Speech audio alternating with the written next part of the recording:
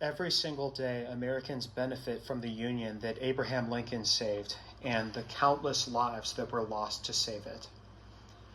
The Union is often spoken of simply in historical terms, as a feature of the Civil War. But the Union is still alive today, and there is nothing in America that the Union doesn't touch. The Union is responsible for America's prosperity, its international power, its leadership of the world, the image and strength of its consumer society. It is responsible for the interstate highway system and Social Security and Medicare. The Union was threatened at a highly polarized time back in the 1850s and 1860s. There was obviously a long period leading up to this, but the Union was really split apart for the first time when South Carolina seceded. They seceded directly as a response to Abraham Lincoln's election in 1860. They seceded before he was even inaugurated president. Lincoln and the Republican Party had promised not to abolish slavery in the South, but South Carolina still seceded because they still believed that that was what the Republicans intended to do. Lincoln had earlier made the comment about the House divided, where it sounded like he ultimately wanted slavery to be abolished everywhere. So Lincoln saw this situation of South Carolina seceding, and he thought that democracy itself in the United States was being threatened, it was being rejected, it was being sort of violated, because what he saw was that South Carolina was refusing to accept the outcome of an election.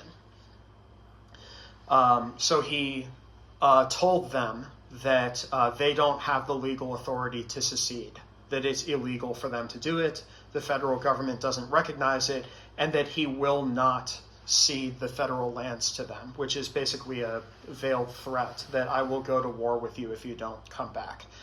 And so he did fight a civil war against the South. Obviously, more states seceded, and Lincoln fought a civil war against the South, and he sacrificed the most American lives of any conflict in history in order to save the Union.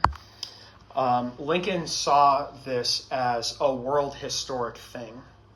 Democracy didn't exist in a meaningful sense in other countries like in Europe. The United Kingdom was this rising power, this rising empire, if not already a very powerful empire. And the UK had triumphed while the French Revolution seemed to fail and seemed to lead to the Napoleonic Wars, not to mention many other excesses. It seemed to these absolute monarchies and semi-constitutional monarchies that true democracy could not possibly succeed. They were satisfied by the fact that the French Revolution had failed, but across the Atlantic was the United States, this thorn in their side. The United States seemed to be doing just fine up until now. It seemed like it was capable of running itself, but then they welcomed the secession of South Carolina and the formation of the Confederate States of America.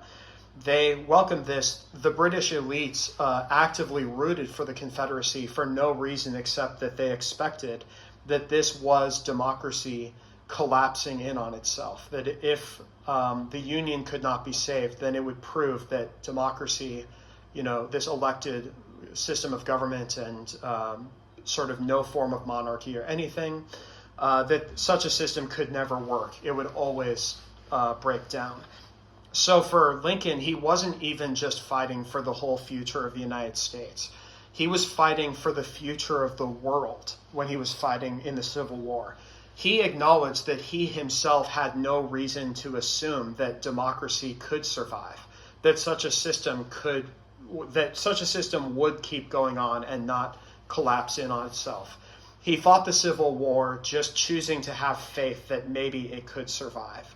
Maybe it could endure past this point. So he fought this long, bloody Civil War that cost an enormous amount of lives. Once the war came to an end, the South surrendered. Lincoln wanted reconciliation at the end. He promised reconciliation with the South, a smooth road for them back into the Union, and a way for the North, the sort of divisions between the North and the South, to be healed. He didn't simply want this on simply sort of esoteric ethical or moral principles. He wanted this for pragmatic reasons. He thought that a vengeful North inflicting pain on the South would not create a lasting and strong union. It would create animosity between the North and the South that would last for a very long time. Now, the South welcomed this. The South was very happy about this idea that they could just go back to the way things were. John Wilkes Booth, unfortunately, foolishly prevented that from happening. John Wilkes Booth was present when Lincoln gave a speech to a crowd outside the White House. Lincoln spoke out the window. Lincoln's views on race had been evolving, and Lincoln suggested that there could be voting, like suffrage for black people in the future and things of that nature. John Wilkes Booth was present. He was infuriated by this. He told his friend, he said, that's the last speech he will ever make. And days later, with some conspirators, Booth killed Lincoln and attempted to do other things. And the immediate reaction generally from the South was not that they welcomed this at all. They were actually very worried about the future now. They were hopeful about the reconciliation promised by Lincoln. And now they were deeply concerned that the North would enact revenge on the South for killing Lincoln.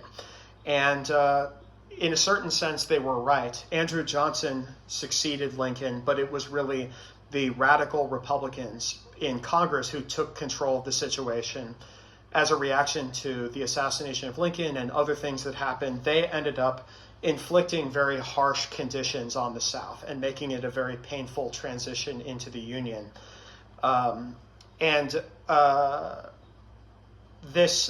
You could say that these divisions have continued to this day in the United States.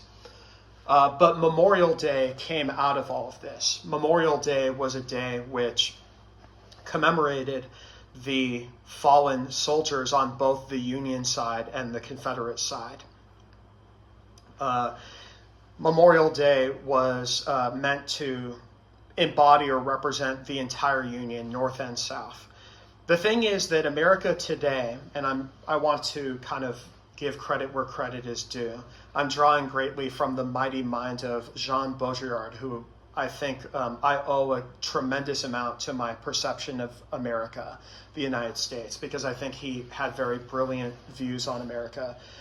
I would sort of take a page from his book, and I would argue that America is not a country about its past. It's a country about its future. It's a country about the future rather than its own past. This is different from other Western countries like the United Kingdom or what have you. You go to those countries, you see a hodgepodge of the past and the present, or you might even think of it as the future.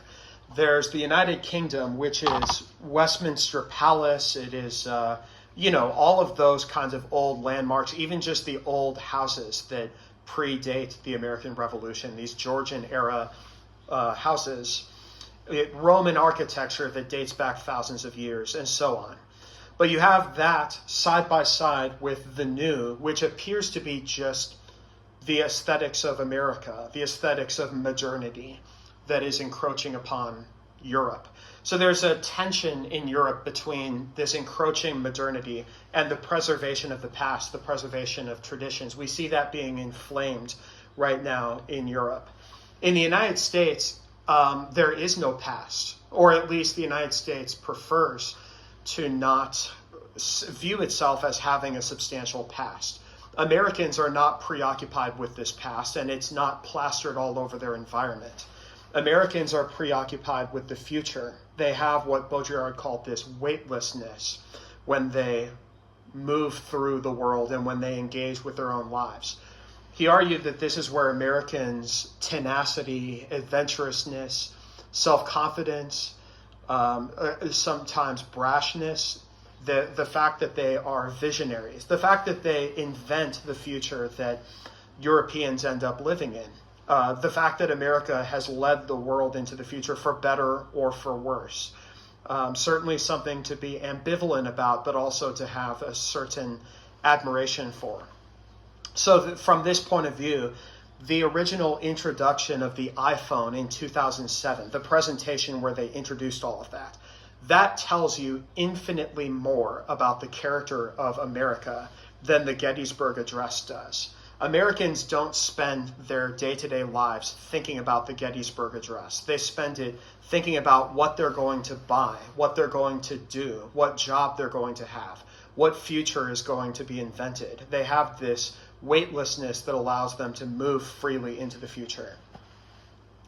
The problem, though, is that since we don't look backwards at this past that I've just talked about, this past of the Union being threatened, we don't remember the lessons of the past.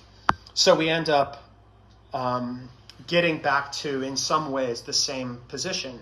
There are multiple time periods, as many have pointed out, multiple time periods that this current moment we're in could be compared to. But I think that one such period is the 1860s. And it might not be possible anymore. In fact, I would say it is impossible for a state to secede from the Union. But nonetheless, I don't think the notion has ever been more popular since the secession of South Carolina. Seceding from the Union has become very popular, and this is not limited to one side of the political aisle. It's popular on both the left and the right. So if you look on the right, this has been advocated for by major politicians like Marjorie Taylor Greene, who has referred to it as a national divorce. She's advocated that red states and blue states separate from one another. In California, there was a measure they attempted to put on the ballot, CalExit, that made a pretty big splash, that California would secede from the United States and form its own country. For a very long time now, even since before this current sort of moment of crises that we're in, I've just can remember liberals dreaming for a very long time of cleaving off the South. They viewed the South as the source of a lot of their problems or the problems of America.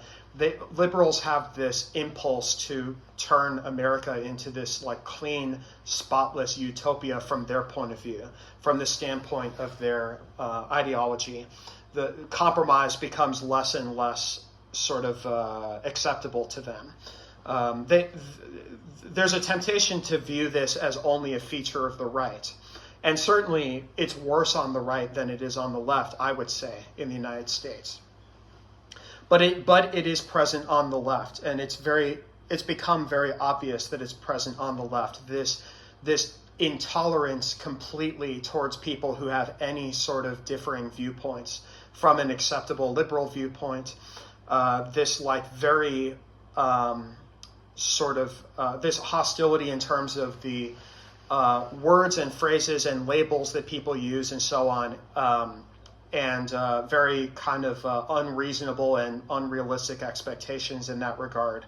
And there's what I'm trying to say is that there's clearly hostility underneath that rather than a desire for harmony. There's not a desire to allow people in general to live in harmony. There's a desire for more conflict, more and more conflict and arguing, yelling, fighting, getting people fired, getting people, and so on and so forth.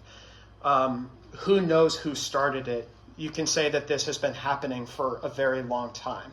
It's been happening not just on social media, which I've talked about on previous videos, but it happened before in the mainstream television media. People easily forget this. They end up thinking that the 2000s, the 90s, and so on were this sort of idyllic utopian time period because they're comparing it to today. But back then, mainstream television media was incredibly divisive. It was thriving on conflict the way that social media is now. It was perpetuating hostility and conflict and perpetuating this false sense of this sort of constant state of crisis supposedly the issues we face and the divisions we face are so much more cataclysmic and dangerous than they really are. It's a very surefire way to get your ratings up, or to expand engagement if you're operating on social media. You can see this again on both the right and the left. It's probably been worse on the right, but on the left, I mean, liberals thought that Mitt Romney would have been catastrophic. Every election was called the most important election of our lives. In hindsight, you have to admit that in 2012, the election between Barack Obama and Mitt Romney was not at all the most important election of anybody's lives. It was it was one of the more trivial elections of my whole lifetime. But people treated it like it was, liberals treated it like it would have been catastrophic. They treated Obama like this slam dunk candidate and Mitt Romney as somebody who would usher in a catastrophic nightmare. Before that, they felt the same way about John McCain, that he would have been catastrophic. The thing is, I'm not implicating them solely as individuals for thinking and feeling this way. They are conditioned to think and feel this way, and the conservatives too. What this leads to, the higher the false sense of urgency becomes, is an increase in the lack of respect for democratic norms. So this is we've seen a return to what Lincoln was concerned about, a refusal to accept the outcome of elections, a desire to secede from the country in order to not have to accept the outcomes of elections, and so on. I want to mention, for one thing, I want to deal with why seceding from the Union is both impossible and undesirable. It's impossible for multiple reasons. For one thing, there was a Supreme Court ruling after the Civil War that settled the issue once and for all. The Supreme Court ruled that the Union is unbreakable. It is completely impossible for any state to unilaterally leave the Union. States have absolutely no authority to do that whatsoever. So therefore, the only way a state could secede from the Union, whether they had a referendum or a bill passed in their legislature or not, the only way they could leave the Union is by fighting a war against the federal government of the United States, fighting a war against the biggest, most powerful military in history. They would certainly lose.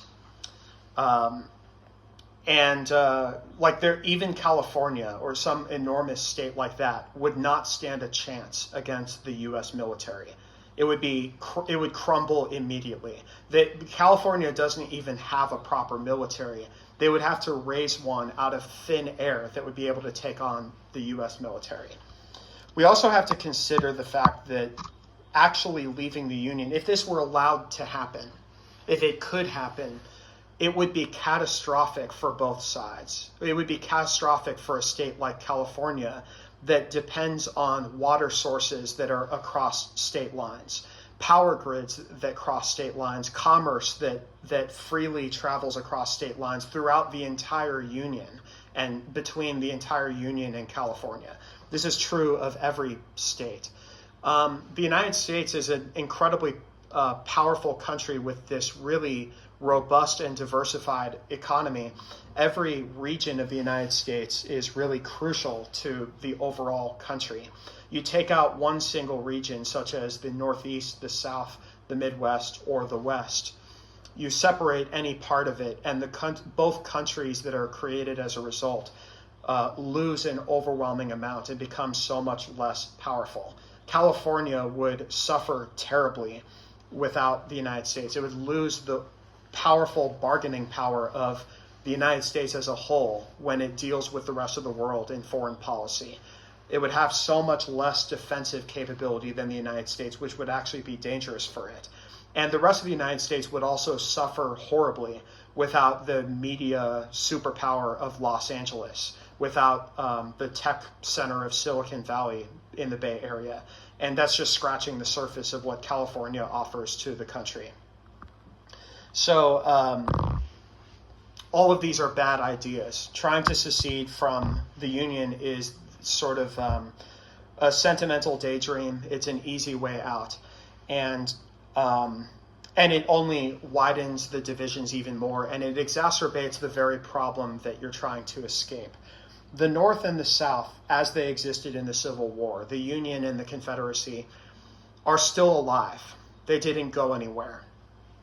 The Civil War is still waged across them as a low-level propaganda war, like the war in Korea that never fully ended. It's not exactly the same situation, but it's certainly not a completely unified country either. The South is still filled with Confederate monuments and statues, despite many of them having been torn down in recent years. Many of the southern states still have flags that are based upon flags that the Confederacy used. And the same could be said about a northern state like Illinois, which is filled with symbols of the Union everywhere. And this division between the North and the South still exists. It's become exacerbated again, and there's an absence of leadership. There is no real leadership the way that there was with Abraham Lincoln. There's no way for people in general to be guided towards reconciliation, which is good for them. They're not given what is good for them. They're given what they want. They're given everything they want, and they're spoiled. All there is consumer selfishness.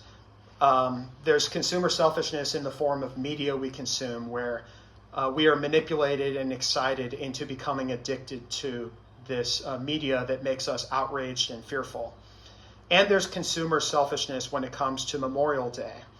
Memorial Day has become flattened into just the first day of summer.